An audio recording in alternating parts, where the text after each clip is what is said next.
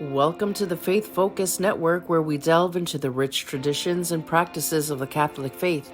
I'm your host, Daniela Bizant, and today we're exploring the fascinating process of becoming a saint. Is it hubris to aspire to sainthood? What are the requirements? And how does the Church decide? And who determines the patronages of saints? We'll also look at some well-known saints and their patronages, as well as lesser-known saints with peculiar patronages. So stay with us for an enlightening journey into the path to sainthood.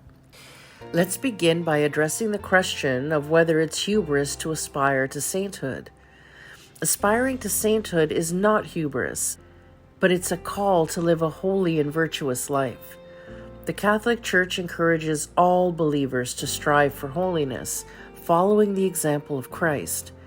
In fact, the Second Vatican Council's document, Lumen Gentium, emphasizes the universal call to holiness, stating that all Christians are called to be saints. It's about living a life of virtue, love, and service, not about seeking personal glory. The process of becoming a saint, known as canonization, involves several steps and rigorous scrutiny. So here are the main requirements. The process begins after the death of the candidate, who must have lived a life of heroic virtue or martyrdom. A local bishop investigates the candidate's life and writings for evidence of holiness. If the initial investigation is favorable, the candidate is declared a servant of God. The case is then sent to the Vatican's Congregation for the Causes of Saints. After further investigation and approval, the candidate is declared venerable, recognizing their heroic virtues. For a candidate to be beatified, a miracle attributed to their intercession must be verified, except in the case of martyrs.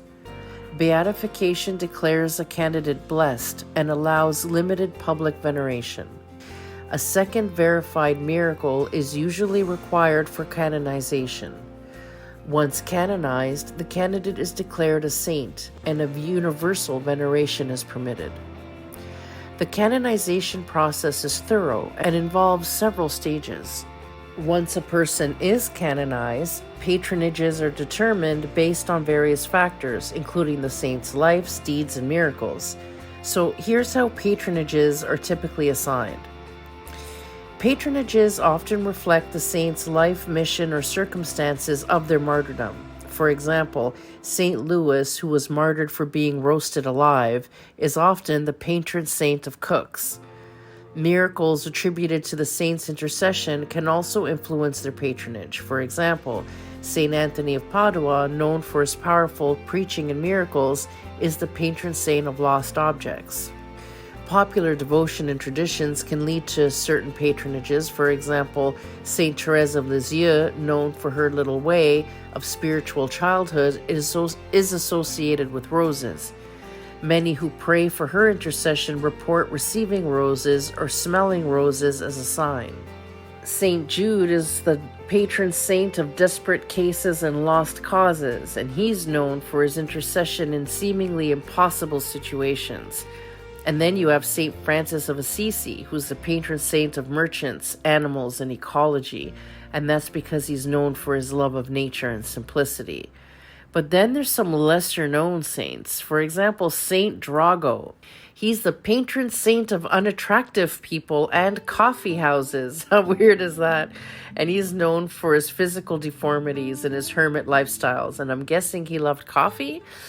Then there's Saint Lidwina, the patron saint of ice skaters. She suffered from a debilitating illness after a fall while ice skating. Saint Gertrude, patron saint of cats and gardeners, known for her kindness to animals and care for the garden of the abbey she founded. Then there's Saint Bibiana, the patron saint of hangovers. She was martyred for her faith and is invoked for relief from hangovers, although I don't quite know what the story is behind that. The process of becoming a saint is a journey of living a life of heroic virtue, love, and service to God and others. It's not hubris to aspire to sainthood, but a response to the universal call to holiness. Understanding the process, requirements, and patronages of saints can inspire us to deepen our own spiritual lives and seek the intercession of these holy men and women.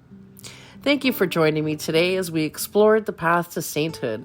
I hope this episode has provided you with some valuable insights and inspiration. Don't forget to subscribe and please leave a comment. It really helps us when you do. And if you found this episode helpful, please share it with others. Until next time, may the saints guide you and inspire you on your path to holiness. Let's keep that faith alive.